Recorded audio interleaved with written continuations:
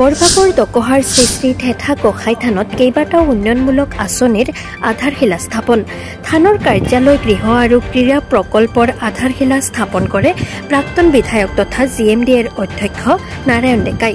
নলবাৰী জিলাৰ বৰভাগ ৰাজচক্ৰৰ অন্তৰ্গত 46 নং ওপৰ বৰভাগ গাঁও পঞ্চায়তৰ অন্তৰ্ভুক্ত দকহাৰ ঐতিহাসিক থানত আজি থান পৰিচালনা সমিতিৰ কাৰ্যালয় আৰু যাত্ৰীৰ জিৰণি গৃহৰ আধাৰশিলা স্থাপন আৰু ক্ৰীড়া প্ৰকল্পৰ আধাৰশিলা স্থাপন কৰা হয়। ৰাইজৰ দান বৰঙণিৰ পুঁজিৰে নিৰ্মাণ হ'বলগীয়া কাৰ্যালয় আৰু যাত্ৰীৰ জিৰণি গৃহৰ আধাৰশিলা স্থাপন কৰে বৰক্ষেত্ৰী সমষ্টিৰ প্ৰাক্তন বিধায়ক জননেতা তথা GMDAৰ অধ্যক্ষ নাৰায়ণ ডেকাই।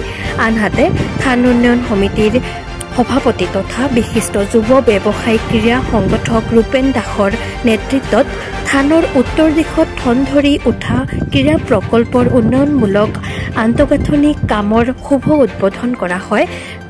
ৰাজ্যসভাৰ সাংসদ বীৰেন্দ্ৰ প্ৰসাদ বৈশ্যৰ সাংসদ পুঁজিৰ অধীনত 1.5 কোটি টকা ব্যয় সপক্ষে ক্ৰীড়া প্ৰকল্পৰ উন্নয়নমূলক কামৰ শুভ উদ্বোধন কৰে জননেতা গুৱাহাটী উন্নয়ন প্ৰাধিকৰণৰ অধ্যক্ষ নাৰায়ণ ডেকাই।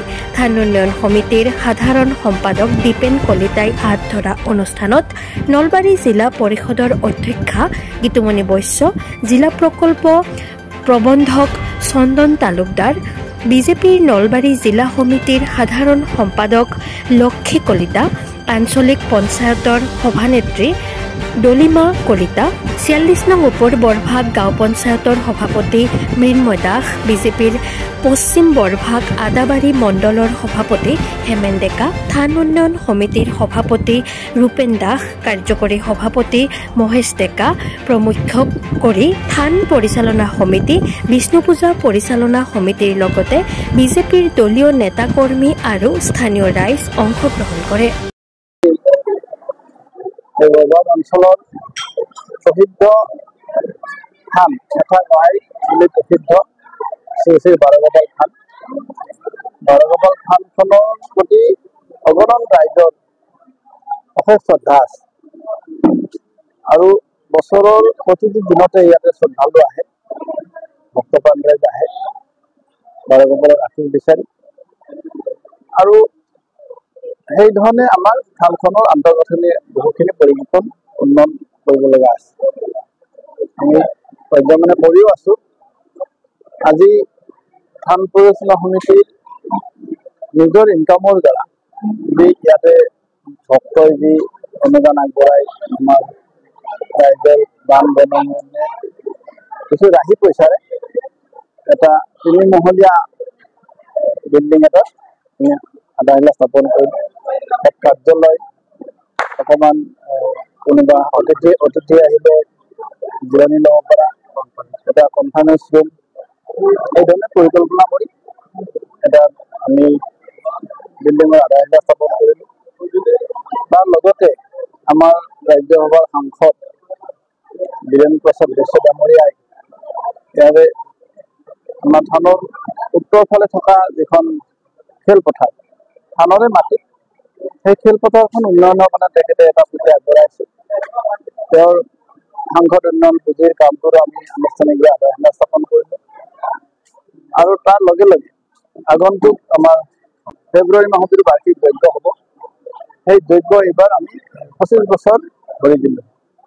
সেই 25 বছৰ পূৰ্ণ হোৱা এই যজ্ঞটো স্বাভাৱিকতে ৰাইজৰ এইবাৰ ভক্তৰ ভিৰ হ'ব। ৰাইজে কম বছৰৰ তুলনাত প্ৰতি বছৰে ইয়াতে ভক্তৰ সমাগম বৃদ্ধি হৈছে।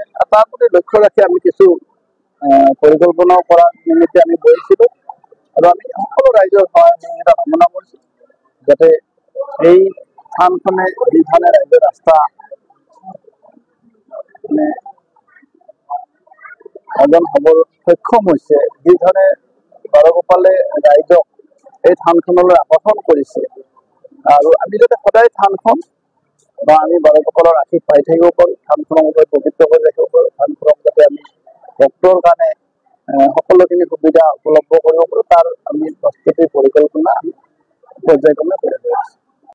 আজি আমাৰ দুটা অনুষ্ঠান, আমাৰ ঠেঠা গোসাঁই থান পৰিচালনা সমিতিয়ে আমি দুটা অনুষ্ঠান আয়োজন কৰিছিলোঁ। তাৰে এটা আমাৰ যোনটো আমাৰ কাৰ্যালয় আছে, সেই কাৰ্যালয়টো আমাৰ অতি পুৰণা আৰু আমাৰ কাৰণে অতি মানে সৰু হৈছে মানে। তাৰে কাৰণে আমি এটা নতুন কাৰ্যালয়ৰ ব্যৱস্থা কৰিছোঁ। আমাৰ যি ভক্তপ্ৰাণ ৰাইজে যি দান মানে আগবঢ়াই আমাৰ মন্দিৰ কমিটি বা মন্দিৰত আগবঢ়াই, তাৰে আমাৰ যিখিনি ধন ৰাহি হৈছে, সেই ৰাহি হোৱা ধন বা আমাৰ যিবিলাক ভক্তই আমাক ইয়াত দান দিয়ে, সেই ধনেৰে আমি এটা কাৰ্যালয়, নতুন কাৰ্যালয় এটা বনোৱাৰ কাৰণে আমি আয়োজন মানে আজি আধাৰশিলা স্থাপন কৰিছোঁ। আৰু কাৰ্যালয়টো গ্ৰাউণ্ড+3 হ'ব। তাতে আমাৰ কনফাৰেন্স ৰুম বা বাহিৰৰ পৰা যিবিলাক ভক্ত থাকে তেখেতসকলে ৰেষ্ট কৰিব পৰা বা অলপ ৰেষ্ট কৰিব পৰাকে তেখেতসকলৰ ব্যৱস্থা কৰা যাব। আৰু লগতে থানৰ খেলপথাৰ আছে, সেই খেলপথাৰখনত এটা আমি ক্ৰীড়া প্ৰকল্পৰো মানে আজি উদ্বোধনী অনুষ্ঠান কৰিলো। সেইটো আমাৰ পুঁজিটো আগবঢ়াইছে আমাৰ সাংসদ, ৰাজ্যসভাৰ সাংসদ মাননীয় শ্ৰীযুত বীৰেন প্ৰসাদ বৈশ্য ডাঙৰীয়াই। আৰু তেখেতৰ এই মানে যিটো আমাক ইয়াতে ক্ৰীড়া প্ৰকল্পটো মানে আগন্তুক আমাৰ মানে ভাল কৰি দিয়াৰ বাবে তেখেতক অশেষ ধন্যবাদ জ্ঞাপন কৰিছোঁ। আৰু লগতে আৰু আমাৰ এখন সভা আছিলে আমাৰ অহা বছৰ, মানে আমাৰ যিটো আমাৰ বিশ্বযজ্ঞ হ'ব ফেব্ৰুৱাৰী মাহত। আমাৰ এই বিশ্বযজ্ঞখন এইবাৰ আমি 25 বছৰ অতিক্ৰম কৰিম, মানে ৰূপালী জয়ন্তীৰ আমি আয়োজন কৰিছোঁ। গতিকে সমূহ ভক্তপ্ৰাণ ৰাইজক এই ৰূপালী জয়ন্তীত আমি মানে অহাৰ কাৰণে আহ্বান জনাইছোঁ আৰু আমাক যাতে সহায় সহযোগিতা আগবঢ়াই। আমাক ক্ৰীড়া প্ৰকল্পটোৰ নামত তেখেতে 1.5 কোটি টকা ধন আমাক আগবঢ়াইছে। তাৰে ভিতৰত আমি প্ৰথম কিস্তিটো পাইছোঁ, তাৰে আমি কাম ষ্টাৰ্ট কৰিম এতিয়া। নিউজ ডেস্ক ৰিপোৰ্ট, বাৰ্তা FZ।